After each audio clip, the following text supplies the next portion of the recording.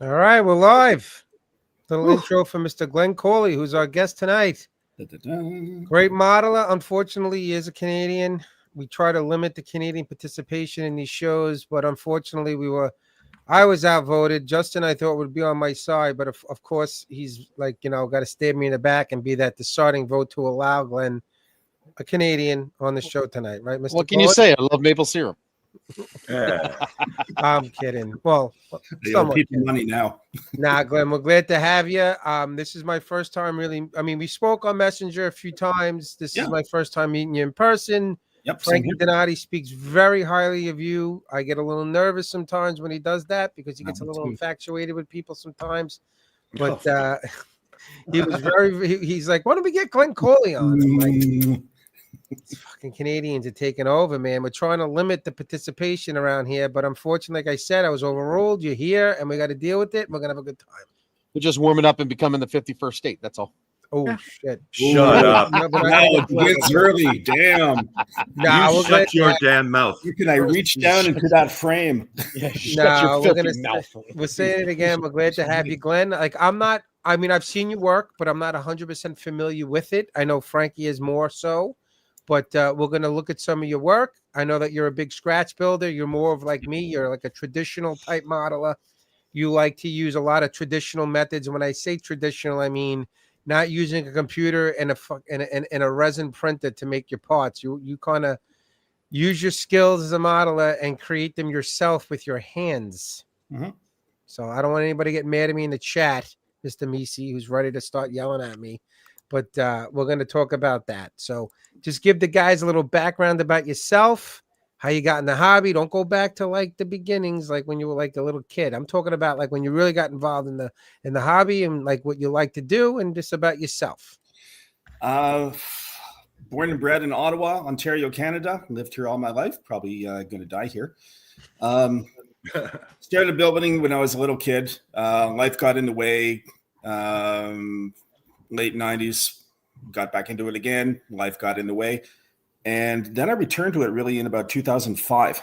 Hadn't built models in a couple of years. And I knew that my father, who was a war veteran, had sunk a submarine in his aircraft. So one day I happened into a hobby store and I saw this giant 76 scale model of U-boat type that he had sunk. And that's what started me down the rabbit hole again. And since that time, since 2005, I really haven't stopped.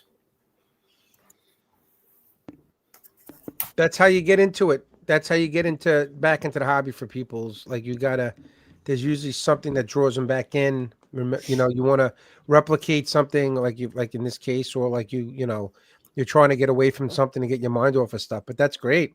So how did you how did you get into? Well, you do everything, right? I do anything. Stuck to one genre, but I know that you like to do a little bit of everything, right? Yeah. The only thing that I haven't really tried are figures, and I've started to do one or two of those because, frankly, they scare the hell out of me, and I didn't know how to paint them until a couple of years ago. And civilian automobiles, because I take a look at the great show car finishes that people have on them. And I think I could never do that, so I don't even bother trying. It's not that hard, buddy. Oh, I can help you out. Yeah. Why does everybody say that? Because it's really not. Listen, you build bikes. It's no different. Just a little bit bigger. Listen, I love breaking the car guys' balls. That's like my shtick. But I am really amazed, and I noticed that there's not a lot of car guys in the chat right now. So maybe I should get this out now before they join. Hurry up before they come with the torches. Or the crowd comes piling in and the car modelers are the ones that really gets my eye. It shows because the finishes and the way they build things is so realistic and amazing. We have some really good car modelers in our group. We just I don't know if you listened to the last podcast, but you're not talking about Outlaw, are you? Fuck that. That guy's a mess. I'm talking about the other guys. Everybody but Mike. Jody, whatever, Outlaw, whatever. What's Mike's last name? Janice. Mike Janice. But we call him Mike Outlaw because he's got to be cool. But unfortunately, he's a terrible modeler. But other than that, the rest of the car guys are really good. And I am always amazed at how great some of those, like you said, I can never do those finishes. Yeah, exactly. So I don't know if it's fear of not being good. Gotten used to, being able to do stuff fairly well, and I kind of stick to that. So sometimes it's really frightening to, give something completely new a shot. I do have a couple of car kits, Subaru BRZ or some other things like Lamborghinis, Murcielagos, and things like that. And I thought, one day, Yeah, I'm gonna grow a pair. Just gotta do it. Just gotta do it. We had done back when we were in the old group, when we were in the Miscreant group, right, Rob? We did Mikey Sachs is a bad friend build where Mike would pick the cars that you have to do. They're not the cars, the models, and they know that I can't do cars, so I was picked to do a car model, and our buddy Jorg from Germany picked what was it, that Toyota, the Tamiya something, and I built it. I have it all built up. I did the photo etch brake system in it and everything. Yeah, I built the whole car up. I fixed everything. I did everything. I just never painted the exterior. You didn't paint the interior either. You just built it. Parts I did. Parts I did because I ended up doing the HP4. That was what I had to do for that. Yeah, and that was fucking. That's right. Yeah. Yeah. So, well, you could pull that stuff off. So why don't we do this, Mr. Coley? Our AV guy producer who got bumped up in his salary recently because of how well he's been doing. He just went up to an extra 15 cents an hour. Pretty cool. When you multiply by the zero that he was getting before. Right. Well, Frankie was going on strike, and when I heard from his agent that he said that he wanted $35, and I'm like, wow, $35 more an hour. I don't think we could swing that. They're like, no, $35 a week. I was like, oh, we could do that. That's fine. 15 cents more an hour. Frankie's set. So, okay, you're all good to go, Frank. So, what do we got here for Mr. Cauley? You know what, Frank? You're going to lead this here because you know about Glen's stuff. So, why don't you talk about Glen with the stuff? Well, I'll talk to Glenn about it. So, for the reason I asked for Glenn to join us is I've known Glenn for about 20 years, and he was always the sub guy. Yep. He talks, and I'm going to see if I can find the pic. I don't think I have one yet, but he built this sub that his father helped sink. And my first introduction to Glenn was watching him at club meetings, holding on to the hull of a sub, sanding month after month after month, because he was doing the pressure bends on the sides of the U-boat. And then when it was done, nobody would enter shows because every time Glenn pulled that thing out and put it in somewhere, it usually won best naval, people's choice, best in show. I mean, it was absolutely fantastic. And the story, the pictures, and this is the one thing that Glenn does is, and I don't do this because I just build as it hits me, but Glenn's a planner. He sees something, and then the deep dive comes beforehand, where someone like me, I do the deep dive during the build, right? I'm building a Panzer IV. I have some reference stuff, but I only really started to look what I wanted to do after I got the interior started, right? It's just your process is to just super obsess over the details, get everything lined up, buy everything, and then go, right? So an example is this here. So this is the first model we're going to look at that you did. And this is not the model. This is the actual tank. So Glenn mentioned he's in Ottawa, living in Ottawa. I lived in Ottawa for 40 years. The nice thing about having Ottawa is we got the Canadian War Museum, which is chock block full of one-offs. So this is a very specific FT-17. Glenn, tell them about it. Yeah. So World War I, the French made these tiny wee tanks called Renault FTs, Renault company. At the end of the war, they had allowed the Americans to build these under subcontract, and they made what they call an M1917. So that was the Americanized version of that French tank. And they look really close, but there's differences like all throughout, especially in the suspension and all this jazz. So Canada bought a whole bunch of these for cheap. And they took them and they used them as training tanks. before World War II started out. So this particular tank right here, it ended up in a logging camp, I think, in Bracebridge, Ontario, and it was used as a tractor. It was completely gutted. The turret was off. The top of the hull was lopped off. So they found this, and they brought it back to the War Museum in Ottawa, and they refurbished it. So essentially, it's just a shell. It's an artifact. It doesn't have a gun. It doesn't have an engine. The interior is completely gutted, but it looks damn impressive by all the work that they did restoring this thing. So when I've always been a visitor to the museum, and I saw this thing sitting on the floor, and I don't know, it's such a cute, tiny little tank, and it's Canadian tank. And I thought, I'm going to build that one day. So if I may, this is Glenn's inspiration, and then this becomes his perspiration. So not only does he rebuild the tank, but he also rebuilds, this is the actual display that's in front of it in the museum. Yep. And there are basically stone plinths, if you will, which are there to kind of replicate a little bit of the west wall. And there's a huge display in the back of portions that were used to create the Vimy Memorial. So there's a lot of stonework where the tanks are. So this is Glenn's build here, and I'll just pull up some more photos. Glenn, is this the 16 scale or is this the 30? It is. This is no, that's the 16 scale. Yeah, the 16 Tacom kit. Yeah, it's a great kit. So just to show you, like, and so what we're talking with Glenn here is this stuff, right? This is oh, wow, nut job work that my friend Glenn does. Wow, you did a great job. That's on the 16 scale kit. Wow. This is actually one of Tacom's first release kits, right? Their S17s were like their first series of kits that they ever released. I remember picking one up. I have it all built. Engines painted. But yeah, wow, gorgeous. Look at this. They're gorgeous little kits. There's like 3 different releases that they had of this. Now, would you close up you closed off the rack for the ammo right on the left? It's not even there. Right, no, it was in the one that's in the museum. It's not there. That's why you closed it off, right? Yeah. Nice. Okay.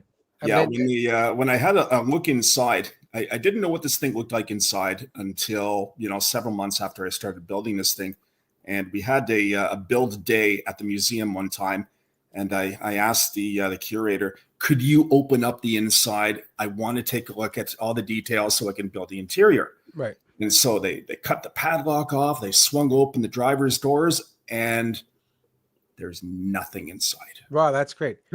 Frankie, try to swing. Can you on your computer, can you turn that 90 degrees? Counterclockwise? On my computer, you mean? This one here? Yeah. Yeah, hold on. All right. Just go back to that interior pick with the bolts. I want to ask some stuff about that. Can you go back to that one with the bolts, Frankie? Yeah, in the interior? No, not that one. The other one. First one. Yeah. Yeah. What bolts are you using for this? Mostly those are from Meng.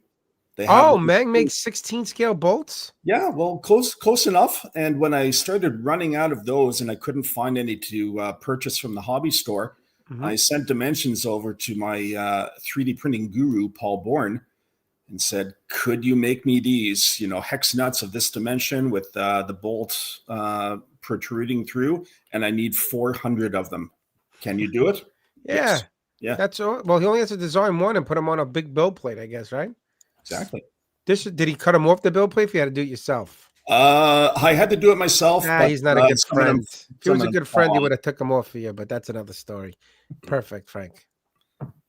So hold on. No, that is really cool, Glenn. This is really cool. I really like this. This just shows your craftsmanship here. Not just the bolts, but also all the brackets and everything. And it looks excellent. Excellent. I love the white styrene. Yeah, the one nice thing about this, somebody in Ottawa, Frank, do you know Gary Barling? Yeah, I know. Of course I know Gary Barling. Okay, so years ago, Gary did a 35th scale conversion of this using the Meng kit. And I managed to find a copy of that article. So I poured over that and looked at the differences.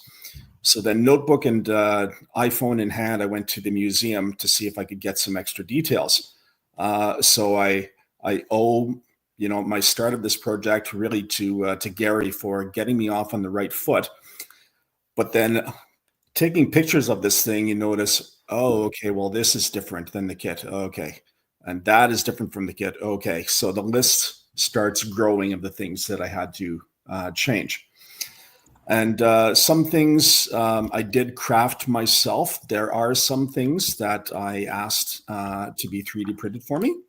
No problem. I have no qualms about asking for help. If there's something that's beyond my skill set and scratch building skills, I have no qualms about asking for help or, purchasing something commercial.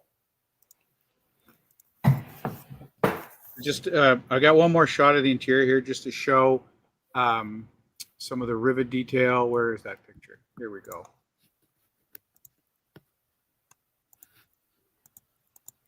Look at it. It's awesome. There you go. There we go. So you can see again, right, some of the interior detail that he's doing. And, this is the stuff, right? The guy pops it open for you, and then Glenn gets to take pictures. Click, click, click, click, click, click. Right. So even the driver's compartment stuff, like the driver's seat gone, everything? Gone. They put a padded seat in there. I don't know why, but they did put just a seat in there. I don't know if somebody wanted to joyride while they're moving this thing around on the airlift. But no, there's no controls, nothing. So the spring on there, that's 3D print? It is. Yeah. Wow. Okay. By the way, there's Glenn making your bullshit seat for the kit. There you go. Right. Yeah. So he did make the seat, but yeah, this was the part because I was following this and because there was some significant differences between the kit and the US version. There is. Yeah. And every time that I, had a hiccup and said, oh, okay, well, that's different. And this is different. You have the momentary lapse thinking, what am I doing with my life? And do I really want to finish this off? And the ultimate answer is, hell yes, I've gone this far. Right. Well, this is excellent. I mean, the extra work that you put in here, and you know what? I'm going to go back to it. Once you fucking paint it, you're losing all. You're like, hey, what'd you do? So everybody in the chat is like, Riv doesn't want to paint. You want to try to show off your work, man. When you got big boobs, you don't want to wear a turtleneck, right? Exactly. You want to show them off. I like to show them off. Show them off. You do, Frank. Half the time, no dime pictures. I just want to, half of it paint. He's got done pictures, Robbie. We got the one that's in the. I said dime pictures. Yeah. Glenn knows what I'm talking about. I do. This looks really good, man. And even the signs, what did you do? You printed them out, put them on a piece, and that's awesome how you did that. Yeah. Fortunately, that little sign, just using Corel Draw, and a lot of measuring tape and stuff, and the signboard that's out in the barricade up front. Fortunately, I have good contacts that are at the museum, and they gave me the actual artwork. So I know a guy who's in the west coast of Canada, and I said, could you print this off in this particular size? Sure, no problem. Really nice. Glenn's connected. Look at this, a nice little strap. How'd you make the strap? What'd you do? You painted it, it looks like? Yeah. Tamiya tape? No, that's cloth medical tape. I tried Tamiya tape from the beginning, and it was it looked like crap. Yeah. And all the ends and the clasps and everything, that's scratch built from brass mostly. Yeah, this is great. And in his defense, right, the guy's like, I'm not really a figure painter, but this is this is his figure that he painted, and he did a pretty damn fine job. He did a pretty damn good job. Now that strap was so the guy can sit in the gun, right? That's right. Yeah. Yep. I don't know if that strap is holding too many. I mean, that's got to be a pretty strong strap right there. Oh, it is. It's a Frankie Donati sat on that thing. That thing would cave right in. That's right. Oh, there's the dime. This is for Rob Adams. Yeah, but we're not Canadian. We don't know how big that coin is. That could be a quarter for all we know. It's smaller. It's roughly the same size as a U.S. dime, for fuck's sake. Yeah. I don't know, man. I'm telling you. My buddy John Stimmons is saying he loves your attention to the detail. And it's true, man. It's this FT17 is outstandingly good, Glenn. Excellent. Well, thank you. Excellent. So, since we're on the topic of FT17s, this is I love another. this one. Well, I never seen a version of this before, an FT17. Now, what is this, Glenn? What do we look? The picture. We're going to talk about photography one day with you. Yeah. Looks like a World War I Wally. Yeah, it does with the eyes. Look at him. Is it a flamethrower? Oh No, my God! What's Let's do a poll. Should we? How long should we keep Justin on the show? Since he's going to be on the Model Car Mania podcast soon, does he stay on the Insanity, or do we let him go for good just to the other show? You shut your filthy mouth. This is a Look at the chemical. little rat. Yeah, I see it. Now this is 35th. I'm gathering. That is 35th scale. That's the Meng kit. It started off as an RPM kit, and when I opened up the box, I almost had an epileptic seizure looking at the bright fluorescent green plastic. This is the diorama one, because that's all that the whole trench system is also in the kit, right? That's right. Yeah, and the base is in the kit. You know, extended it a little bit, and a few mods made here and there. You're doing a little Sean Picard rat in there, right, Rob? I do. You got the little Picard, little Easter egg. So this is the Polish chemical gas dispenser, isn't it? Yep. Smoke screen tank. After World War I, between the wars, Poland got one of these things, and they lopped off the top. They put a couple of chemical oil tanks on the side. Put some gas cylinders in, and when this thing is going, it generates smoke screen that's used to cover a battlefield, billowing white clouds of smoke. So for the guys that are watching, for the folks that are watching this tape, if you're wondering if there's a little bit of scratch used to make this kit, just a bit. There you go. Oh wow, this is outstanding here. Wow, what did you? So talk me through this. What did you do on those cylinders? Is that like is that evergreen cylinders or evergreen? Yeah, fortunately it was the exact right size. I found something. The ends are from a kit. The horns are from a kit, and everything else is just scratch built. But I do have to pay homage to fellow named, what's his screen name? Panzer Sierra, I think it is. And he built this thing and he documented it a couple of years back. And I followed in his footsteps, but I made some, fairly radical departures in the way that I approached how everything got connected up. I actually built this kit, not this version, but just the Meng FT17. Gorgeous kits. And it is, but I from my experience with it, because this is what they call the riveted version, right? This isn't the cast iron one. Yeah. Because the riveted one comes with the trench system dio. That's right. Right. Some of I needed to extend some of the parts, like, because they didn't meet properly. And I don't like filling like with putty. I like to use styrene. So if I remember right, and I built this model when it first came out. So how long ago was that? 10 years ago, maybe? I didn't even know they did a model with a diorama piece. They make two versions. Meng makes two versions of the 35th scale FT17. They make the riveted version, and then they make the cast heart version. And if I'm not mistaken, the cast heart version is the one that has the interior, right? The full interior with the engine. Yeah, it's gorgeous, and it also has like a bike rider next to it or something too. I think. I built this kit. I did not build the diorama base, but I took my FT17 and made it into a Chinese warlord early 30s version. Yeah.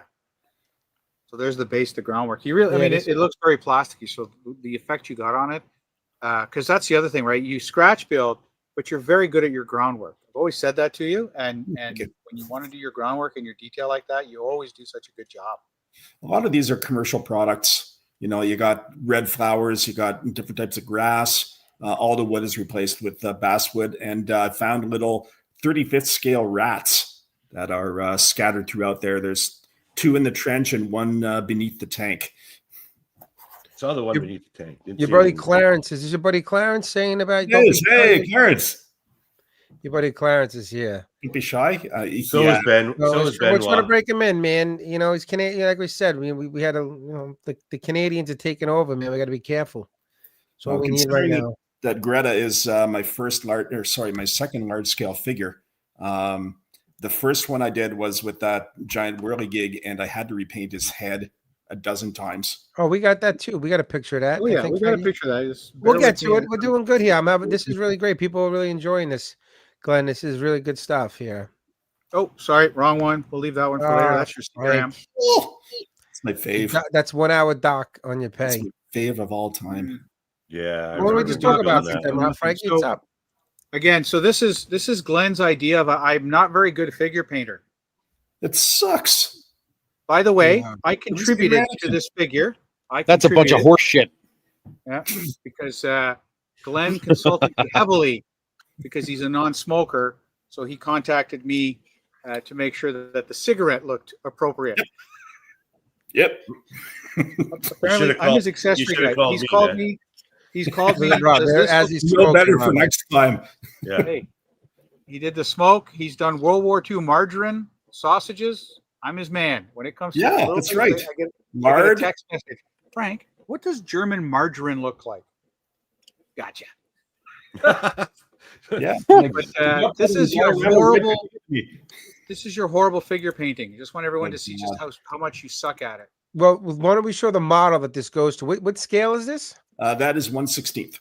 That's a 16 scale figure. It ain't easy. Now, what do we got? Do we have any other pictures of this? Oh, this is. I mean, I know I was sent this to do the intro, but do we have any other? I got more. Right, the audience hasn't seen everything. We can talk about it. There we go. This is. So, what are we looking at here, Glenn? Talk to me. That is what they call a gyro-kite that was launched from the back of a World War II German U-boat, and they attached it by a cable. They would reel it up, and it was an observation platform. So the guy was up there, and a very brave pilot, I might add, with no engine, just flying, through the wind on this thing, spotting for enemy submarines, enemy ships that were nearby. He went up about 150 meters, I believe it was. And then they would reel him back down, and he'd land on a platform on the back of the conning tower aft deck. Brave people. That's fucking insane. That's no. Now this. Did you say 150 meters? That's way up there, man. Yep. Yeah, man, that's pretty high. Now this is I got lost in this discussion. Now there was a base kit for this. Yeah, it's by Tacom. It's called an FA 330. Okay. 16, and this is 16 scale. That is 1/16 scale, and the kit is actually pretty good. Okay. Not good enough for me because I love going down the rabbit hole with the details, and you read the story about how this was connected and that was connected, and thought, oh, okay, well, they don't do in the model what I see in the museum pictures. So spend a little bit of time and wire stuff up. This is really nice. Do any in progress pictures, Frankie, on this guy? No, nothing like that. So, all right. But you know what? To keep in that vein, and because I know you want to give Glenn shit for his pictures, I do. I am going to pull up. This is an amazing kit, but the photos aren't the best. But I love this work. This is the Colibri. Yep. Listen, I'm going to tell you something. Lose the Liberace felt curtain that you have. Come on. Just get a black freaking piece of paper, like a whatever poster board. I say oak tag, but people in Canada don't know what that is. That and a DSLR. Yes, for Christ's sake! Look at this nice. People outside of Long Island don't know what the hell oak tag is. Remember that's this why I conversation? said poster board first, Mr. Bad Santa. Yeah. Is your new boss here? I don't see BG in. I've seen if you My new boss full time. Oh, ask him about the pizza box. Yeah, hold on. What's the pizza box? The pizza box. Hold on, we got to put you up. Oh, we got you. Okay. The pizza box is here, and inside the pizza box, and that's a large scale pizza box. There is the rotor. Oh shit! That's how big that is. 18 inches diameter, baby. Holy crap! Frank's never seen what 18 inches is. That's crazy. I remember those days. I don't need to see 18 inches long. You got 8 wide. He said diameter, Frankie, not Jesus long. Christ. Diameter. Exactly. Ask her. So Glenn, Enough. the Colibri. Yeah. Yeah, talk to me here. What do we Is it a got? kit? Is it what have you done? Lots and lots and lots and lots. My second mini art kit. It's I just call it the origami helicopter. It's all framework and all tubes and everything. It goes together pretty nice, but there's a lot of missing details just for the sake of being able to put this into a kit, like linkages. Oh, wow, look at this. All the linkages between the pilot and the engine, the carburetor linkages. So I spent a little bit of time, studying pictures on this thing and engineering drawings, and figured out, okay, well, I put this one here and this slat here, and hook things up, and this is how it could actually work. Mini art isn't good enough. Mini art is not good enough. Freaking, they do some nice stuff, but it's fiddly. It's very fiddly, yes. Yeah, easy to break stuff. Yeah. So there's an example of some of the work that you've had to do on this thing, right? Just to get it to look. Well, this is mini art, right? Yep. Yeah. And then I can just imagine what that engine was like before you had to put it together when it comes to cleanup, for Christ's sake. That and a few other, electrical things, electrical system with battery trays, because they had to start the thing. So those were, big gaping holes. And I thought, okay, spend another couple of days and work on that. This is this is a much better picture right here. Mm-hmm. Yeah, and I love the aircraft carrier base that you used. Yeah, that was a mine layer that they launched this thing off. There you go. But the ship's deck, right? Yep. How did you do the decking for this? Just found basswood. Basswood, yeah. Yeah, basswood strips. The approximate width of what they would be on those German boats. Okay. Stained them with teak oil, laid them out, and I didn't do them, straight parallel to the base, because that's just boring. And painted a big red circle where they would land this thing.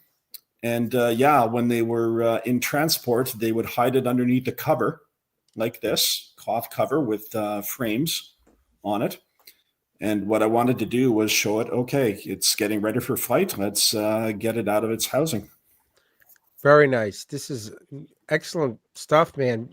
This is what we talked about. You like to create, and you have a big personal touch with your work.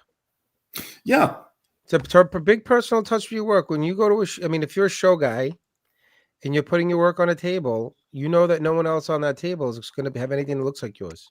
And if they get a similar model, yours is going to look different because you added that personal touch to it. Yeah, a lot of the times I just build for myself, and it's a hobby.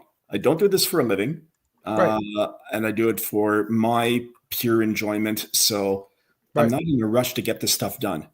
And if I know I could spend a little bit more time to get something just the way that I wanted to, I'll spend that time. I say that all the time. When people are like, "Oh, I got to get." If you're deadline, like I'm always deadline with stuff now, but not for shows. But when you're not deadlined and you don't have a deadline, or you have to get it done for something, just take your time and have fun with it. Exactly. And if you need a break, you put it to the side and work on something else, and you come back to it. Like I told Frankie was losing his freaking mind over that T54, whatever the hell it is, a 55 thing. For mini art, poor Frankie, started growing hair because he was going crazy. He wasn't, all of a sudden he's like, I'm growing hair. That's going crazy. Yeah, I have not shaved my ass in months. It was on his ass, unfortunately, right? Yeah, how about those weird kits? But he put it aside. But he put that aside. He's built like 5 models now since that model. It was like 2 weeks ago. Probably more than that. It's like I'm putting it aside. Yeah. So then Glenn just likes to basically mellow out and do stuff like this, the easy stuff, right, Glenn? Yeah. Now, Rob, you'll recognize this as one of the line from Ming. They're 1/9 scale motorcycle kits, seeing as you built that beautiful HP4, which I just drool over. And I did the H2R as well. Boy. So that's what this is, I'm assuming? Yeah, 1/9 scale. It's the BMW R9T. Oh yeah, I've got that kit. I haven't built it yet though. Obviously. Yeah, and I wanted to make it as a cafe racer because that's my background. So a lot of things that a racer would have that this kit does not, like a full working Owens rear shock, which was fully done from scratch. That was a nightmare, but it ended up looking pretty good, looking the part. And reaching out to a fellow on the internet from a place called Z's Workshop, who does usually 12th scale conversion kits for motorcycle models. And I had him build me a Akrapovic exhaust muffler. And this are K&N filters, both sides, left and right. And those were designed by my friend, Paul Bourne. I just gave him the dimensions, said, here's a picture. I need the inlet side size, this particular dimension. And he cranked those out. Nice. Sorry, I'll put those back. Looks fantastic. You're gonna use the metal gas tank with it? Yes, I am. Yeah, it's There's pretty that I nice. was wondering why the box was so heavy until I opened it up and Yeah, holy crap, it's a cast aluminum. polished too. Gas It's tank. really nice. Gorgeous. I don't know how I'm going to paint it though. But yeah, having a Self-etch recent- primer, sir. I'm not painting mine. I'm leaving it the way it is. Are you? Like, Yeah. not even a splash of color? Nope. Damn. Color's coming elsewhere. It'll be fine. Believe me. When I'm done, it'll look good. Yeah, working with Paul, I designed up a Akrapovic exhaust system from the headers back. Sent in the plans, all the dimensions. I said, okay, here's how the two things join. At this point, it curves this way. Mated up to that muffler, and it all is going to go together beautifully. Got some, exhaust springs to hold everything together. So once it's done and properly heat stained, it's going to be a freaking work of art. Mhm. Well, speaking of work of arts, here's something that a lot of people don't see built. What's that, Glenn? Booyah! That was a present. That is a poker, Kosher? 1/4 scale Ducati 1299 superbike. It's a metal model. The box of the kit fit in the trunk of my car, just Jesus. barely. A lot of cast metal, parts. That's fine. Pre-painted parts, that's fine. Everything except for the bodywork and the gas tank got stripped down, repainted with Alclad and everything else. And saw a lot of detailed pictures online of this thing because it is a current-ish superbike that is available right now. So went to town on putting in the details, the wiring and stuff, and it's 1/4 scale. When it's built, it's 14 inches long. It weighs 12 pounds. And I built it for friends of mine who own a motorcycle shop, 613 Motorsports in Ottawa. And it was the first year or second year anniversary of their opening their new location. So I presented it to them on that day, and I even handed them the little 1/4 scale key to go into the ignition of. What did you do the wrapping with? Medical tape. Medical So, tape. Okay. What I like is if people know Posher, right? Poshers are they're $1,000 and they're super detailed. Yep. But not Glenn. Glenn has to go take a Posher and then start doing nonsense like this with them. Yep. Well, plus isn't there bolt kits and shit like that too? There is, yeah. There's a guy named Paul Koo who's down in the US, and he designs scale hardware sets for a lot of the different Posher sets. So motorcycles, cars, all 50 different types of bolts of the proper head and dimensions and fastener type, and he can sell these to you, including taps and dies and whatnot. If you really want to, accurize your Posher kits, he's the guy to go to. Well, And what does one of those sets cost you? Say again? What does one of those sets cost you? I think it was about $150 That's pretty for good. one. Canadian, though. Canadian. It's like $5 American. No, that was American. Oh, okay. But the trade-off was he gave me a break on the price because I helped them completely redo the instruction manual for it. So I rewrote it from scratch, and in appreciation, he gave me a good break on the price. So we had a good working relationship, and it only helped his business. Sure. And Glenn gives me shit for doing 70-second scale, and then he sends pictures like this to me, and then I just give him shit. And I want to go back to the gyro for a sec, just because I found the reference shot so everyone can see. When he did the gyrocopter, right? He told you it came off the back, as you can see, of the U-boat. So Glenn, never satisfied, this was like the scratch build of him making the frame for the U-boat so that he could position it. Soldering it up. Nice. Solder, baby. That's how you do it, man. That's why Rob would appreciate this, and I thought I'd throw in a photo etch shot so you can see some of the stuff. Oh, look at the Aber. It's the Aber, their belts and buckle set. Yep. I got like 5 of them in my, I always go, that's my go-to for buckles. Oh God, yeah. On, anything, they're the best. Love them. It's a great set. I think part of the hobby is, recognizing if you want to do scratch building stuff, you keep an eye out everywhere you look. If you see a spare fret of photo etch anywhere for anything, if you think I can use that, oh, absolutely, suddenly it goes into the stock. We were in the room the other day. Rob? Were you with me when I was like, I got so much pins of freaking photo etch. I'm like, I didn't even know I had this stuff. I'm never gonna use it. It's like, did I waste money? Like, it's just sitting. It's like I got hundreds of pounds of freaking brass and pins, man. It's don't ever get rid of it. No, I mean, I'm not going to get rid of it, but it's like, holy, and then eventually we're going to sell this house, and I'm not going to have it as much room as I once did living in this place, And here's an example of a nice solder well, right? Like, I mean, that's clean. That looks great. Is clean. The nail's not so clean, but the solder's clean. Sorry. That's when years ago when I was hands of a working man right there. Yeah. When I was doing that the 70-second scale U-boat, the one that was in the War Museum, they had a full photo etch main deck, front to back, 40 inches long in 3 or 4 sections. And I discovered the joys of resistance soldering. So everybody says that, man. I gotta get up on the bandwagon here. Everybody talks about resistance soldering. Soldering scares the crap out of me. Having that hot iron, inches away from your hand. I've burnt myself so many freaking times. I've burnt myself at seminars in front of people. Oh, there was one seminar at ArmorCon when I was years ago. Getting ready to get the iron all hot, getting ready to start the demo. I always talk about safety first.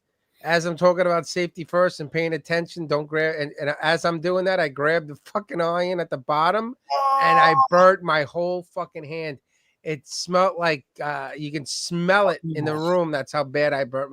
And I'm sitting there acting like I'm all right, but I wasn't all right. I had a freaking burn that blistered up on my thumb. Did it look like my foot? Justin had to go in the bathroom. I couldn't open my zipper up to go to the bathroom. I needed Justin to come in to help me. Justin, can you pull my zipper down? Take it out for me, please. Oh my God. Come on, we're friends, man. Justin, he still doesn't know how to use buttons, Justin? That's the problem. He's still learning. Right. Yeah, once you go down that route, resistance soldering, you will never go back to regular soldering. Yeah, I know, man. I mean, can you resistance solder little things? You can, or you can use solder paste and a hot air blower tip on a butane torch. I know, man. I'm so like, I've been soldering for so long. It's like I can just pull it out, do what I got to do, and I'm done. I mean, I hear you. I'm at that point where it's like, so used to it. What are we looking at? What's the next one, Frankie? I thought I saw something. You pulled something up, and then you took it down. So Glenn was infamous, more than famous. He was infamous for his subs. So for a while, all we did was saw him show up with cylinders. We thought he worked at a stag shop, but he was just building more and more subs. We just thought he was making. Santucci would appreciate this because he likes those type of things, like on the Adult Fun Superstore, right next to the new Den on Saint Laurent Boulevard. Showtime at 3 p.m. Sorry. Free lunch. Been there a few times. Yeah, free lunch buffet, all you can eat, and Sheila. So this is one of Glenn's. Like, he built a sub, but it's not the sub. It's actually, and this is where I love the uniqueness of some of these builds. The real thing with this is the Bren carrier. Tell us about it. Oh, Yeah. is it the Reese kit? 35th scale midget sub. Everything is 35th scale there. So I started out with a midget sub. That didn't take very long. It's a very simple kit from Micromere. Okay. But then I thought, oh, okay, well, now that I'm kind of used to doing dioramas, a friend of mine started me down that path, and I've embraced it wholeheartedly. I thought, okay, what can I do? So I thought up this scene in the dockyard where they're loading the dummy warhead onto the front of this little midget sub for a training mission. And then I thought, well, okay, what can I make a tiny little hoister or a wrecker or something? Then I got the idea of, well, let's see if we can make it out of a universal carrier. This thing does not exist. This is purely a figment of imagination. That's pretty cool. What's the base kit for you? Is that the Reach? It is the Reach. Yeah, I started. They make a great. And it was horrible. And then I found this Reach one, and it's photo etch bliss. Yeah, I built the 16 scale for the military model craft. Yeah, the Gecko one, which was really great kit. Really nice. And Royce Whitaker, he's probably not in the chat. He's probably not watching, but he sent me the 35th scale Reach model. I'm going to tell you right now, looking at the Reach model and looking at the molds, I'm almost feel confident that it's the same mold as the Gecko, but just made into 16 scale for some reason, because it's the same parts breakdown. Everything looks the same, just miniaturized in the Reach kit for some reason. That didn't surprise me at all. Yeah, I really believe it's the same thing. It's the reverse. It would be the Gecko kit was taken from the Reach, because the Reach has been out for years. The Gecko no, that's what I mean. The Gecko kit is taken from the Reach model. Yeah, that wouldn't surprise me at all. Nice. Glenn, this looks like, the little details, right? And I watched you fuss. Actually, we actually did talk quite a bit when you build. We talked about the fuss and the what you're going to do and what could you buy, what would look good.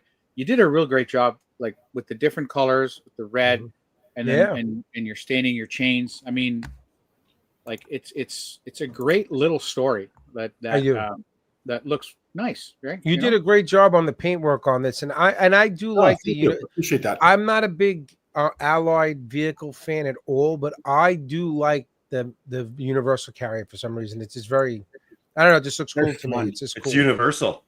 Yeah, we have an operational one here in Ottawa. Look at Rob Adams, man. This guy's just coming out with great shit lately, man. Sober, he's fucking coming out with great one-liners, man. Right, Rob? Yeah, sure. I love it. So all this stuff is just scratch built from a photograph or two.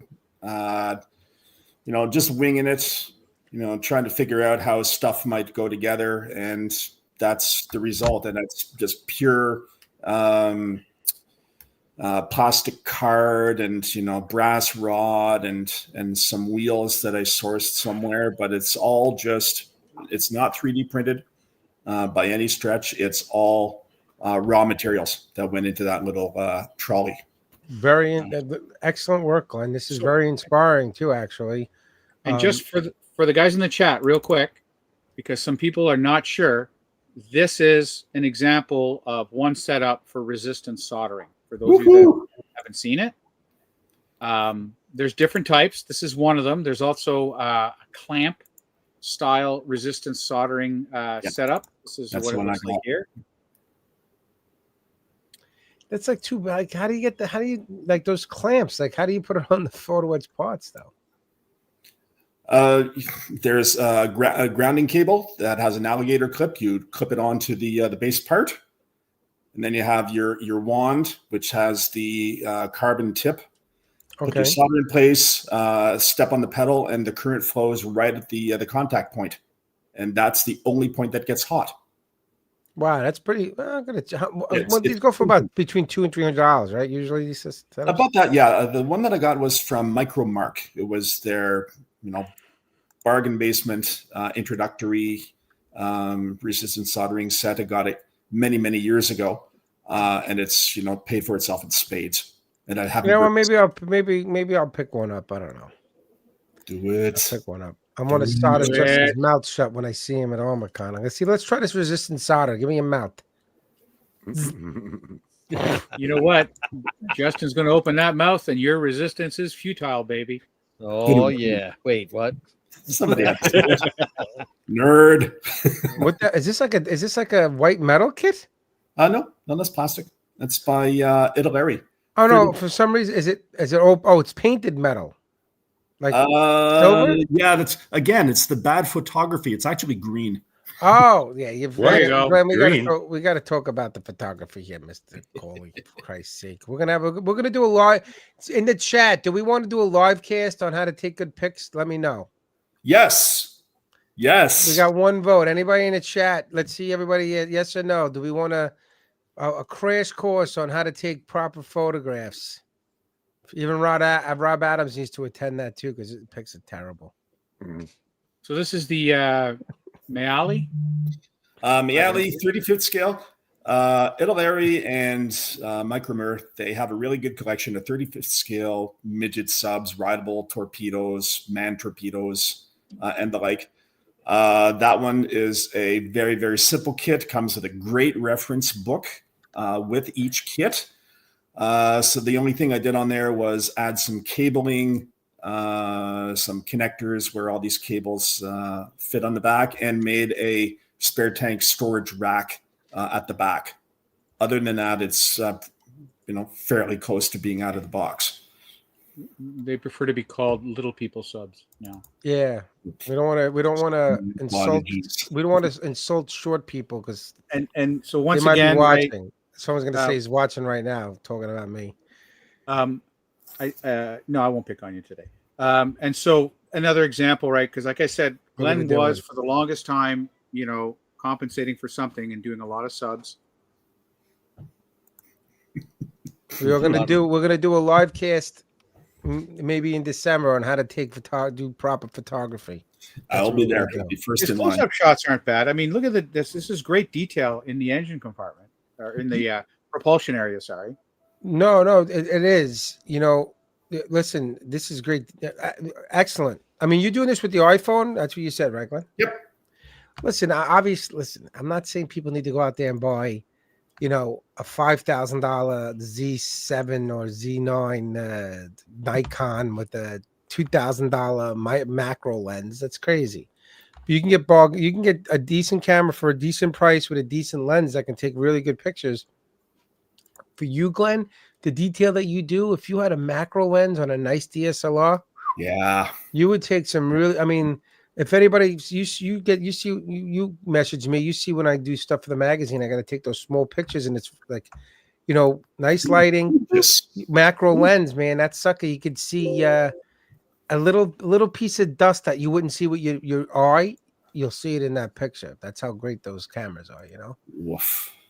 Yeah, but that's why we try when we want to take pictures of Rob Adams. He needs to stand back. We do the Ben Pluth rule. It's at least 50 feet away before when we take 50 feet. Camera. That's a little extreme, don't you think? All right, 25. Well, 25. we don't want to get too close because we can see the bruises from the 10-foot pole, right? Right. Meter cattle prod. So we got a few. So back, I want to go back a little bit to the scratch because I got some good scratch build photos on this. So awesome. This is great. This is your C-Ram 3 that you did. What is this, Frank? What is this called? It's a C-Ram. C-Ram. C-Ramp. Okay. Yeah. RAM. RAM. C-Ram. C-Ram. Okay, I'm sorry. It's your accent, Frank. You got a really funny accent. Oh, forget about it. What you were saying. You bastard. I could do my Boston accent. I assisted Glenn with this one a little bit. Just throw in an A or two at the end of the sentence. Yeah, exactly. I assisted Glenn with this one just a little bit. Oh my ass. Ooh. Remember, we were deciphering markings on the bombs or bomb boxes or whatever. Yes. Yeah. Thank God for the internet. Well, the internet is a curse and a joy. The kit is 1/35th scale by RPG, I think, RPG models. And they make some really nice C-Wids, like the Phalanx ones. And I just happened to choose the C-Ram because I didn't see any out there. So aside from adding detail on some of the components, like the white radar things on the side, I saw a picture of guys who were loading missiles into there. And I thought, I wonder if I could do that. When I should have been thinking, I wonder if I should do that. So many photographs on the internet, Shutterstock later. And I thought, hey, why don't I try to build a gantry and have a couple of guys loading these missiles up? So everything that was in that model that's attached to the CRAM is all scratch built. The gantry, the overhead gantry that's attached to the back, completely scratch built. Wow. No designs out there. I just, took photographs, made some major screw ups along the way and had to cut it apart 3 times because I got dimensions really, really wrong. But that's okay. Did the missile cases, got all the markings. Friend out in the West Coast did all the decals for those. And this got me over my fear of doing figures. So I put 3 figures on there and, figured out how to build figures. It's just like building any mechanical thing. People are put together in a certain way. So, got a couple of figure sets that I managed to hack and cut apart. So all these guys have had major surgery. They've had limbs and heads lopped off at various points. And I figured out how to paint them. So that got me over my fear. I love the strap work. Like these are the straps this is the thing, right? These are the safety harnesses that go on your dudes. Yep. And I think that just looks freaking fantastic. That was washi tape that I found at Staples. Yeah. They have a pack of 8 different colors of washi tape, Tamiya tape in different colors. Yeah, but that's the what kind of tape? And it's not, you're talking about actual Tamiya tape or that, what's it called? What's the tape called? Washi, which is washi tape or whatever. Yeah. It's Tamiya tape in different colors. And I found it, cool. In a store 30 seconds away from my home. Yeah. This is amazing. The scratch building is really, really good, Glenn. This is excellent. Excellent work. Now, how are you doing your rounding? Are you just using a sanding stick to do your rounds? Or are you are you the type of scratch builder who uses hot water? Like, you can use hot water to make bends in your styrene and things like that. Do you do that? Or is it all just carving and bending and sanding? A lot of the times I'll see if I can get away with it, just not using anything, just bending it once or twice. And if it snaps, then I realize, okay, well, hold it over a T-lamp flame for a couple of seconds and then make a small bend. And if it distorts, sand away the corners until the distortion is gone. Okay. But all the wires, they're just, solder different sizes. The top radar, just. The soldering is great. I'm going to give you a good thing. UMM makes, and I can get it out of my room right now, but that'll be for another time. UMM did John Voshtek. I don't know if you know who he is. Oh God, yeah. John has every diameter lead wire you can ever want. Ooh, okay. He makes everything from if I went in my room right now, I can get I have like 3 or 4 bags of every diameter that he sells. And I'm going to tell you right now, Glenn, look on his site. I will. The lead wire he has is outstanding for all this detail work that you want. Soldering is great, but the soldering can break. Yes. If you bend it too much, or it can be dented and things like that because it's pliable. The lead wire isn't. It's fucking amazing. You can spin that 88 ways or something. What do you want to show, Justin? So I have this kit, and I'm just gonna. Well, hold on. Why are you throwing it? It's the kit of that. It's this kit. Well, why not? We got to show this guy up, man.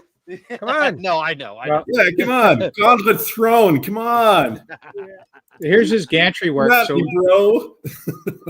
Glenn talked about the gantry, so I just wanted you guys to see this. Like, you can see the styrene portions of the kit, the cable, the wiring. And I will say we didn't show all the detailed photos, but Glenn does do a lot on his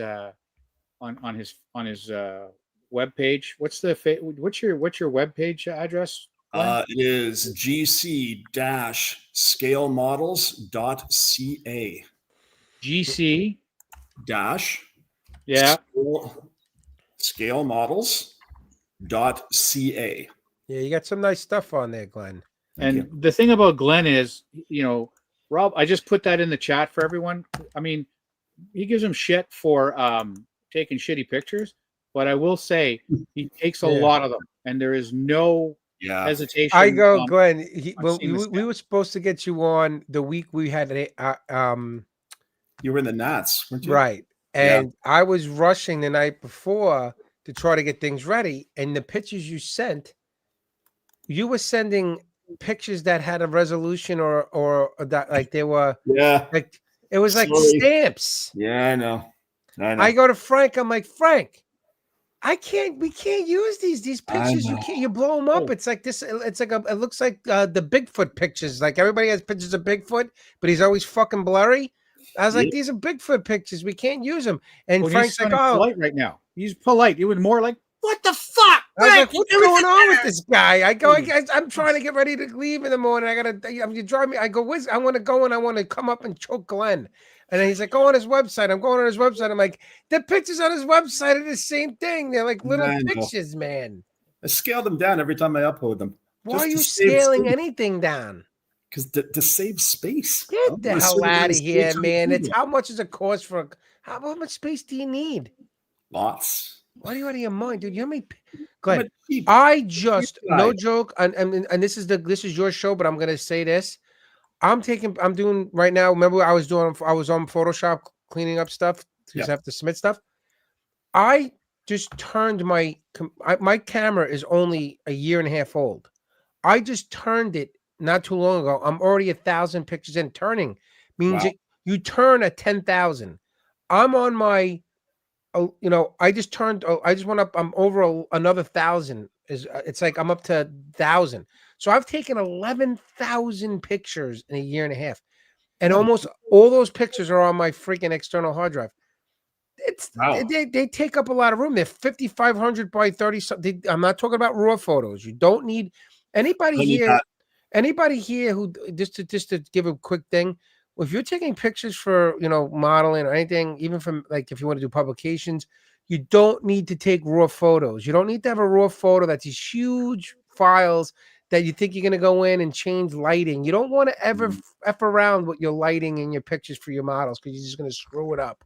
Natural light, take a picture, and that's it. High JPEG, and that's all you need to have. Glenn, you don't have to worry, man. Just upload your pictures the way God intended, for Christ's sake. Right, Justin? I'll get right on that. I'm sorry for getting that. I started having a rant about pictures. I'm sorry. So this is the last set of shots we've got. So again, Subman Glen. This is another chitin 2. Yep. Now, what kit is this? That is still, and I honestly cannot remember who made that kit. But this, oh god, yeah. But see, what I like is you've got a midget sub, and your base, it's supposed to be on a bigger sub. Yeah. They transported these things on the giant sub. They transported them in pairs on the giant Japanese I-400 submarines. So he's on the deck and they transport them to the training area. So as everyone can see, things when they're underwater. As you can see, this is the deck. It's not a model kit. This is Glenn went rogue and decided I'm going to make my own deck. Hell yeah! So is that little thing manned or unmanned? It's manned, single man. Yeah, when it was strapped to the deck, there was a tube that was in the bottom that they would get in and out of. So this thing would be underwater. The guy would crawl through the tube into that midget sub, close it up, and then they'd release all the clamps, and this thing would go on its merry way. That's that. Can you go back to that one picture, Frank? This is outstanding work, right there. That paint work is outstanding, Glenn. That looks real. If you didn't say that was a model, that looks like something that you would see in nature. That's amazing. Nature? No, that's not natural. Well, nature, like maybe nature's the wrong word. Like, That's nature versus nurture. Yeah, that's no, definitely like the you would wrong see, word. you would see that like this and naturally, like that's like a natural. That looks like that weathered naturally. Is that the Real word? Rob? 1-to-1, 1-to-1. All right, if you want to keep using the natural word, yes, you could use it that way. That's what I meant to say. Like it's something. Well, it's something that would be natural. Like it looks like something that would weather, like it Naturally. would, like in the real world. We'll say. Rob. Yeah, All well, right. the planking was just basswood, and I used real teak oil to stain it. And then it was far too pretty, so I started, flicking things of dirty thinner on it to get, stains. And okay, this is what it's going to look like when it's operational. Yeah. The captain and of this again, is, dude, where's my Caden? That guy looks like Steve Santucci in that picture. and once again, your crappy figure painting, you liar. Oh, you will onto the sub. And Glenn gets props because he's the reason I have a Harder Steenbeck. My wife, when she wanted to buy me an airbrush and compressor, she talked to Glenn, and I got an H&S, and even the compressor I got, it's all like I got them 13 years or 14 years ago, but Yeah, baby. because I had her talk to the right people. So again, it's over and over again. Thank you, Glenn. Very welcome. Well, when you're getting kits for free all the time from your friends, you get the money to buy an airbrush. Good one. Exactly. That's I why wish I bought got one, and then gifts. you copied me. You had to go buy the same one I got because you wanted. Me, I didn't buy that. I don't have a Harder Steenbeck. No, but I got a Procon. Ooh. Well, I have the custom mic. I have the Micron one. That's why I bought that one. I wanted a 0.3. I wanted to have a nice new airbrush that I would never use. Shiny Right, to look Andrew? at, never use. That's what you want. Exactly. I'm painting right now, man. I got a lot of stuff going on. When I looked at getting custom Micron, they were $700 here. Listen, you don't need to get a custom Micron Iwata or whatever. There's a waste. That's a waste of money for models. I don't care what anybody says. Yeah. You're not spraying anything that's remotely needed for that. That's for like graphic artists that are doing like different things. You don't need Custom paint jobs on cars. custom paint. Yeah, exactly. Those guy. What was that guy on Custom Cars? What was it? Custom Cars. What was that show? What was the show? Counting Cars. Counting cars? You never seen Counting I Cars? don't know if I've ever watched that one. No, don't know that one. That was what's his name? The guy with the bandana on. It was always on the Porn Stars or whatever. No. I know that. I know the one you're talking about. Yeah, because he had the one guy that was right. He had his one guy who did all like the pinstriping and he did all the airbrush work on all the cars. Would use like the custom Microns. It was amazing how that guy airbrushed, man. Wow. Yeah, he was that pretty. Guy was fucking amazing, dude. Their paint sets were unbelievable. Even that was prepping nuts. they were doing. Oh, unbelievable. What is this here? Was this a boat? Yeah, it's a boat. 36 scale Italian.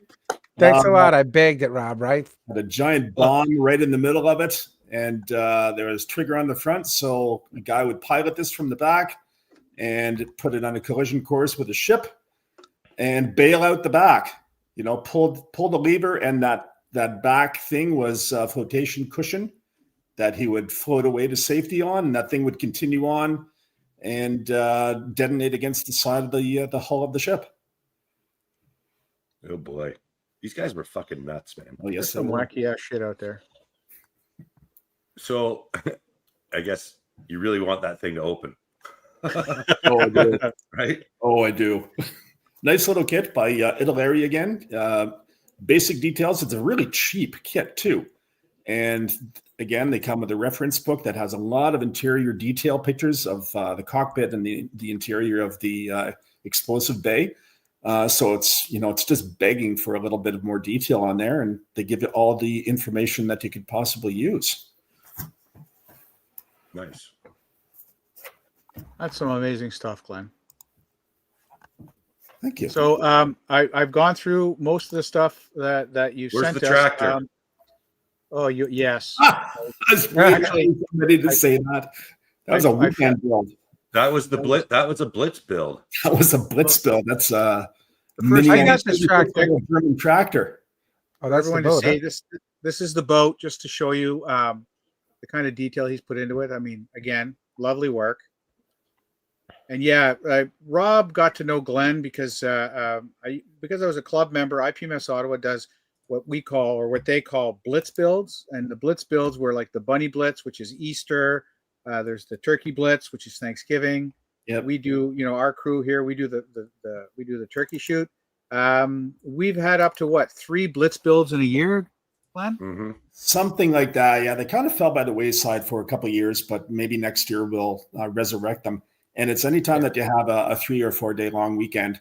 You start on the Thursday night, you finish on the end of the day, 1 minute Sunday. before midnight. From start to finish, you take pictures. You take a picture at the start to prove you haven't started it already. And then you have your progress pics as you go along. And then at the end, people would vote for what they had, 1, 2, and 3, and prizes were awarded. I got to just ask a question really quick about verbiage here. And I know Frankie does it all the time. Frank, say progress. Progress. No, say it how you usually say it. Progress. No, say how you say progress. Well, I'm saying progress. No, Glenn. Progress. You're saying progress. You say progress all the time too, and so does Glenn when you guys are talking. I thought it was like a Canadian thing. Probably is, because I say progress. Yeah. We also say roof, not roof. Roof. I say rough. We say creek, moocher. not creek, not crick. How do you say lieutenant? Yeah. Progress. Lieutenant. Riv. Lieutenant. What's Riv, up? say Well, or verbiage. progress. Depends. Verbiage. Verbiage is the word. There's an I in there. Oh, verbiage it is? It's verbiage. Verbiage. verbiage. Listen, So Justin. for those of you looking, this is what Glenn does in 3 days. Is that a mini? Is that the mini arc kit? It is. Yep. The 24th or the 35th? 35th. Oh wow, okay. And Pretty that was impressive, man. straight out of the box with a lot of rust, and 3 days. You have issues. You know what? I Not do. as bad as your friend Frankie Donato. Yeah, but he definitely never finishes. Like this was, I think, the first one I seen him finish. So Who, He Glenn? finishes. Since then, Finish this. And what is this? Yeah, well, this was in the intro. Oh, What yeah. is this? yeah, it's a 48 scale Suyata something or other, a space bomber. Suyata made this, really? Wow, that's Um, Takum. That's Takum's 48 scale line. Yeah, that's right. Yeah. That's making my weird shit-o-meter tingle. Yeah. Yeah. The only difference I did was I made it a swallowtail on the back by putting on some Gundam accessory parts. All right. And so here's one. Now, I like this one. And this one was, I know this kit, not the kit, but the actual. So Yes. this is the Atlas that was sitting outside of the Canadian Museum of Science and Technology Wow, look for at that, huh? what, 40 years, Glenn? Something like that since 72, and they tore it down in 2015. Yeah. And so if you drove in Ottawa and you came up, Saint Laurent, at the bottom of Saint Laurent, the fun part of town, you would see this. It was there for years. Yeah. So, Glenn, you made this from the kit, and it was a competition from the manufacturer, wasn't it? Yeah, it was Horizon Models, who was in Australia. They had this kit, which was the closest thing that they offered for this Atlas. I showed them a picture and they said, oh, okay, you'll need these extra parts. So they threw in some extra parts for me. And when I started to build it, I realized that the nose wasn't quite right. So again, to my friend Paul Bourne, could you create a proper nose cone? Gave him the dimensions, and it worked out really well. And then he made the concrete side supports for that, based off dimensions that I gave, and had a lot of pictures of this thing on the internet, even drone footage, going up and down and taking detailed photographs of this thing. I So- respect that though, Glenn, that you do a lot of stuff that's like, museums, and then you're replicating it. That's I like that. That's impressive. You don't see many people do that.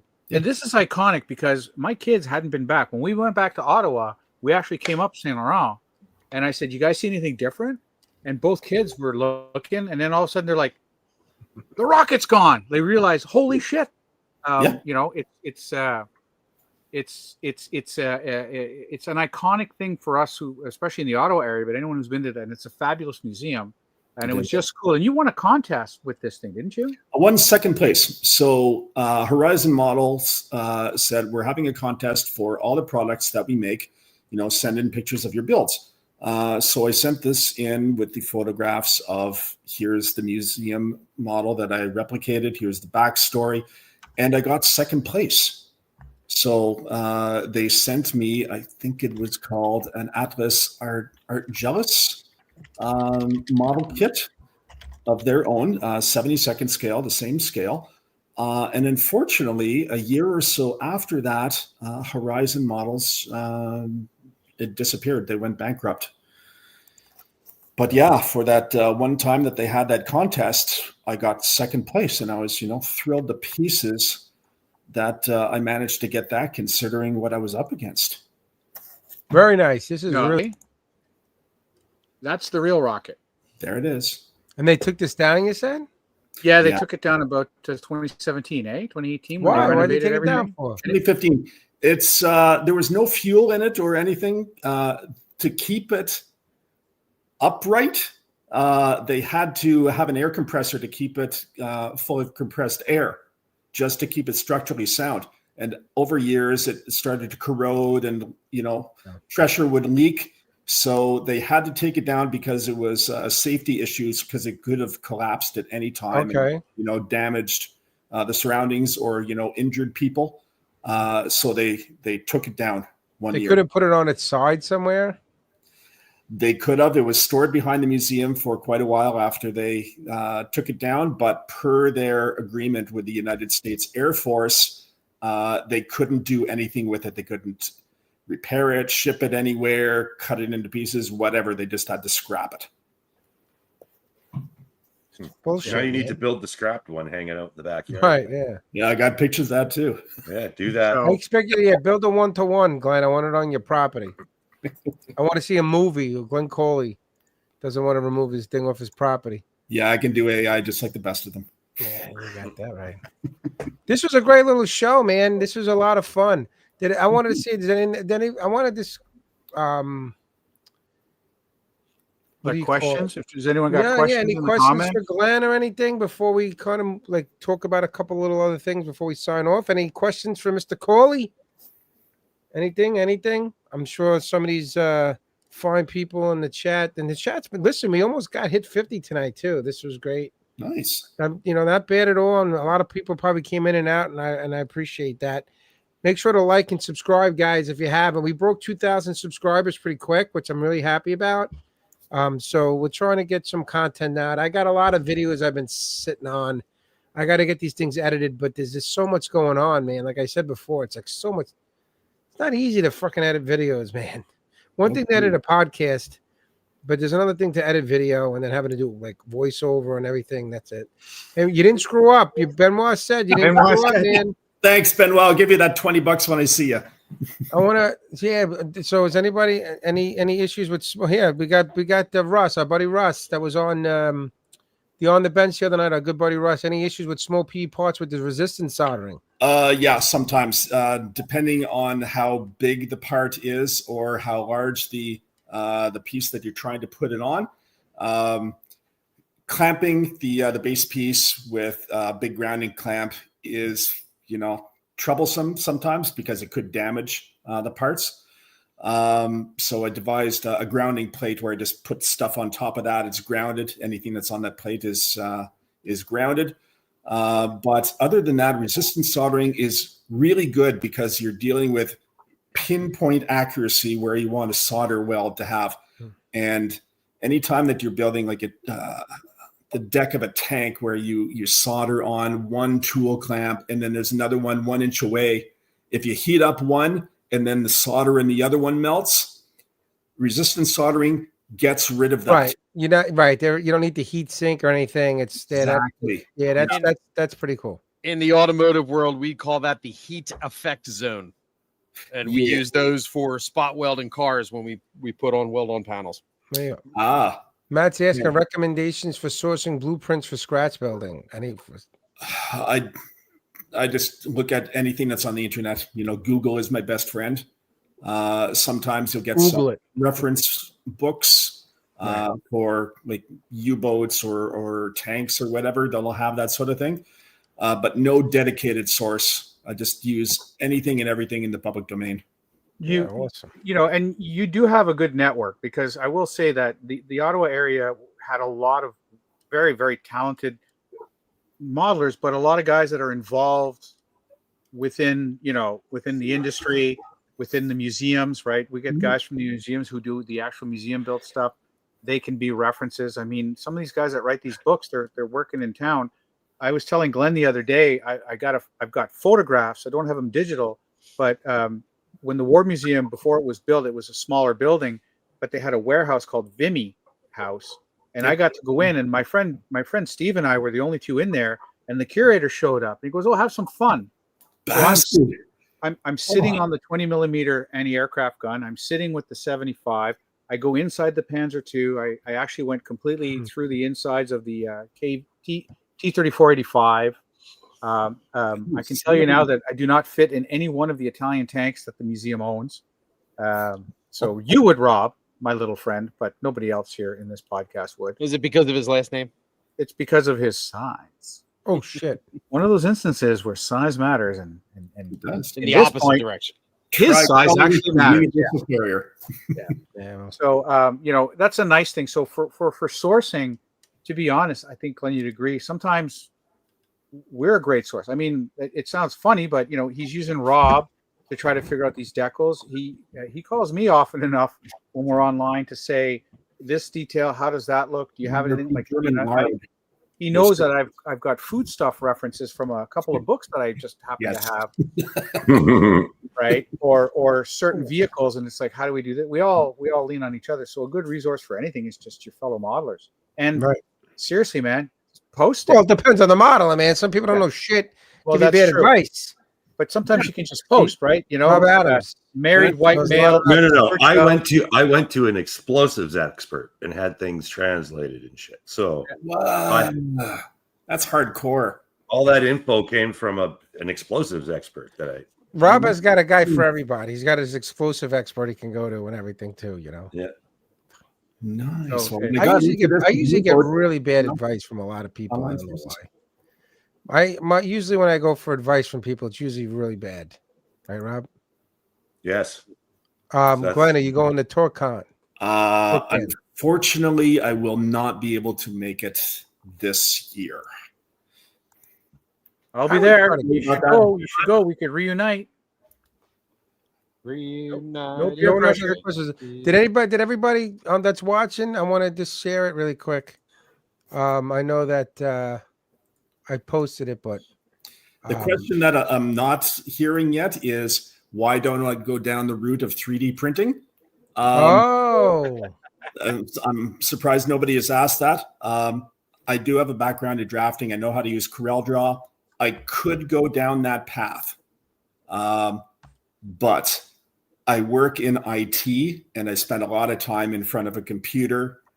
I don't want my modeling to go down that path. I'd rather fiddle stuff with my hands. It's going to be cruder than something I could produce with a 3D design and printer.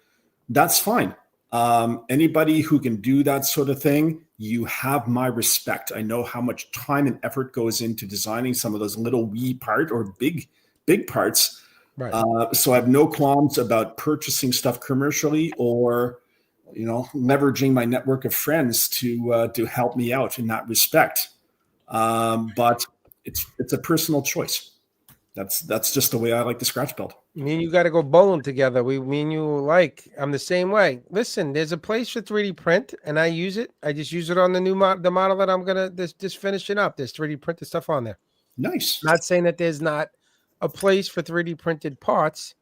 I'm saying, or having a 3D printed kit, things like that.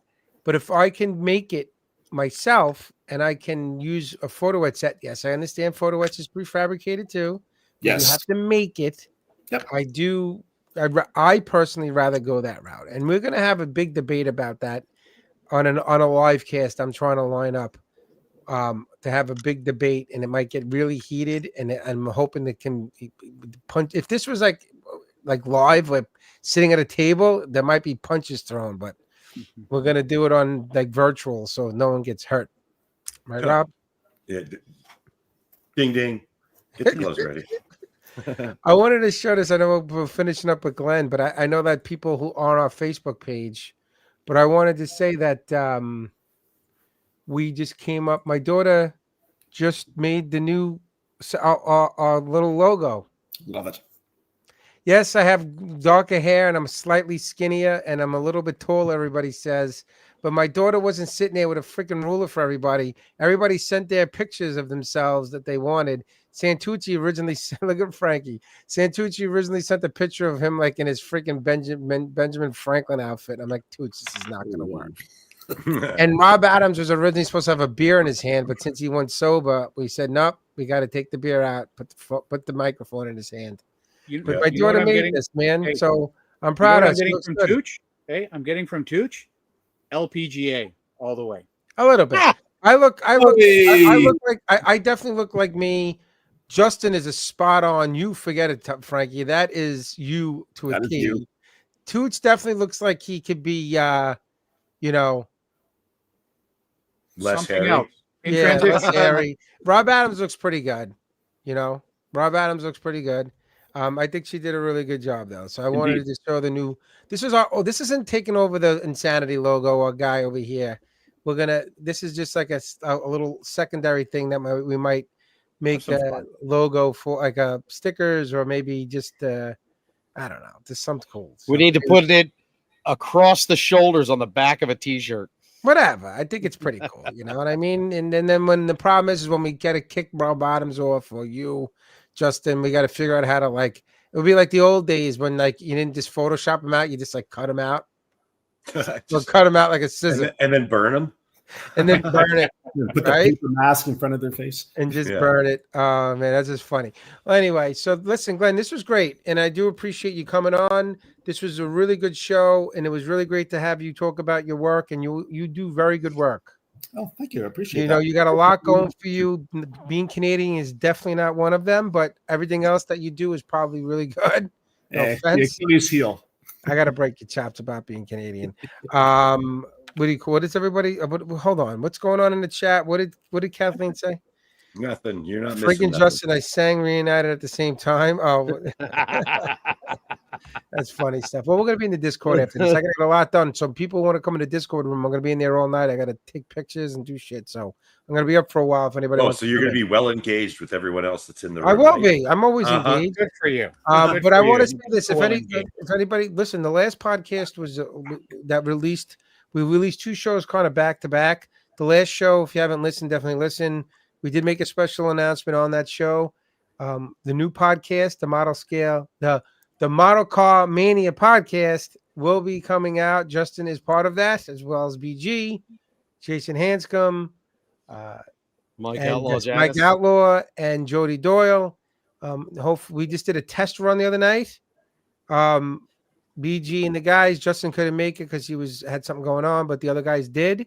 We did a little test run recording to see if, how to edit and stuff, and it went really well. Excellent. So that's going to be coming out soon, just a dedicated car podcast.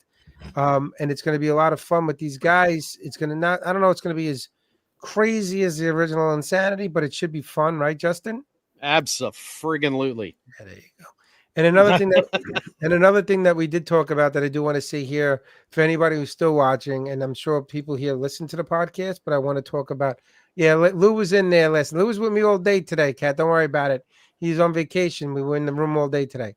We're looking to do a charity auction live on here on the Insanity TV in December.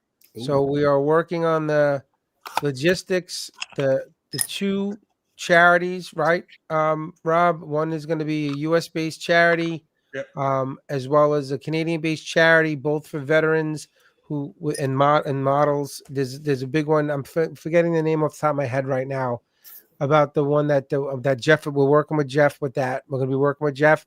There might be some other podcasts involved. It's going to be we're going to do 4 or 5 hour live cast. So we're going to get some bigger companies to donate stuff, but we also want our listeners or people as part of our group to donate any kits or products to be able to auction for a good cause. 100% of whatever we auction off and whatever is made is going to go to the charities, and whatever we have that was donated for auction that doesn't get auctioned off, which I'm sure won't happen. But if it was to happen, because these charities are modeling based charities for veterans, we'll just donate the products as well. That's what we're going to do. So I'm hoping we get a lot of support with that from listeners. I'm sure we will. It's going to be a lot of fun. And my goal with that is to have people on the live cast with us to come on. Maybe if anybody wants to come on, we're going to have 10 spots to be able to sit down, rotate people in and out. And maybe people who aren't on the podcast or not necessarily on, in our group, right? Our Insanity group in our Discord, to come on the show and maybe participate. That's my goal. Sound good, Rob? You think that'll We can work? do it like a PBS telethon. Sort of. I wanted to see. I've made progress too, so I've got the proper people to be talking to and everything. So yeah, it's going to be good. Rolling forward. Listen, they do a 40. Listen, James Skiffins and the guys over there are just making conversation, and Scott Gentry and the posse and D-Ran with the geeks and them coordinate that 48 and 48 over. I think it's in March. I think that is. Yep. Which is a great charity. It's a great auction. It's very big. It's all the continents. It goes on, like we said, for 48 hours. We're not looking to do that, but they do it like they only do the auction like at certain points. I don't want to do that. I want to just be 5 hours. We're going to be doing an auction. And as we're doing the auctions, also being on there and having fun and talking and maybe talking modeling and doing some other things. And I really want to have fun, but it's going to take everybody to be able to, it's going to take everybody to contribute with something like that, but it's going to be on a Saturday and it's going to be, and I'm hoping it goes well. So I just want to plant the seed now regarding this. I think it's going to be really good. All right. And we're actually going to be recording a show, not this Sunday, but next Sunday with another podcast. So I'm not going to let the spill the beans yet, but that's going to be with another podcast we're going to be recording next Sunday. And that's about it. That's where we're at.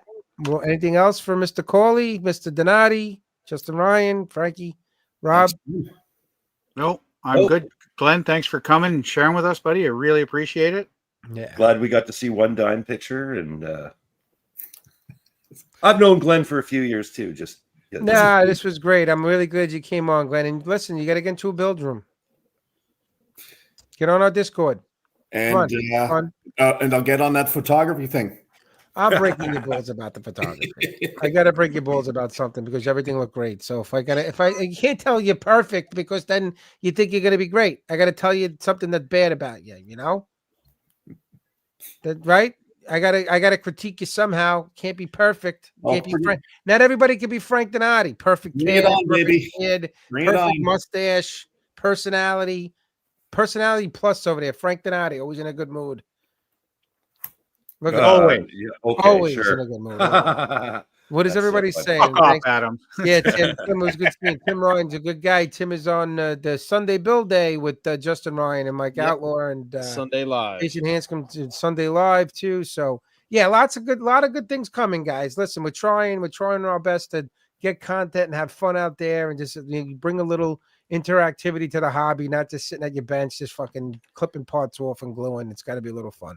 Justin's giving me the freaking, oh God, will you shut up and get off this? Not at all. I had an itch. Where? Look at this guy. But I heard from somebody that they're very disappointed in you, Justin, that you're not going to PenCon. Yeah, well, a lot of people are disappointed. I was going to go to that show. I was going to try to get down there. And in kind of a way, I'm kind of glad you're not going because I'm like, yeah, I don't have to worry about going. But I'll be getting back from Texas at midnight. Yeah, dude, listen, there's a lot going on. But you're gonna go to ArmorCon and then that plastic whatever. Classic plastic. Yeah, classic plastic, whatever. And then we're gonna be at that AAA hobbies. In October. We'll talk about that more. I'm gonna be down there. Let's throw that out real quick. October 25th, AAA in AAA Hobbies, Magnolia, New Jersey. They're doing a mini model con.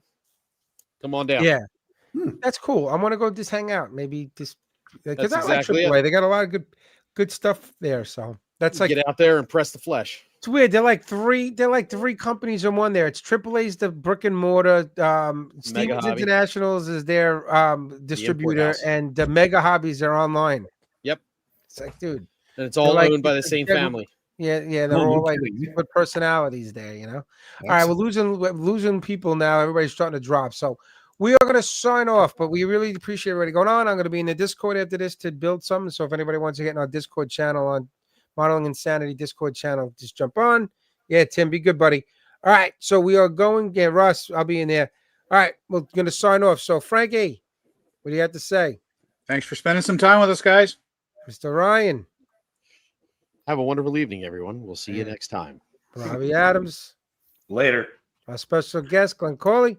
Keep on keeping on, folks. All right, guys. Thanks for watching, and we will catch you next Thursday for our next guest. And I think our next guest is going to be Sully from Sully Scale Models. Excellent. He's Monsters excited. Inc. So Sully Sully from from Scale Monsters, Models Inc. next Thursday, which is going to be a lot of fun. If anybody sees Sully's YouTube channel, has seen he's also just got one of his dios or whatever in one of the museums, right? Airfix Museum. Airfix Museum. Four pieces. Yeah. That's awesome. So we're going to talk a lot about it. So if anybody wants to see some great modeling too next week, like you saw this week with Glenn, just tune in next Thursday for Sully. And again, thanks for watching, guys. We'll catch you on the flip side. All right. And we're going to sign off. Whoop.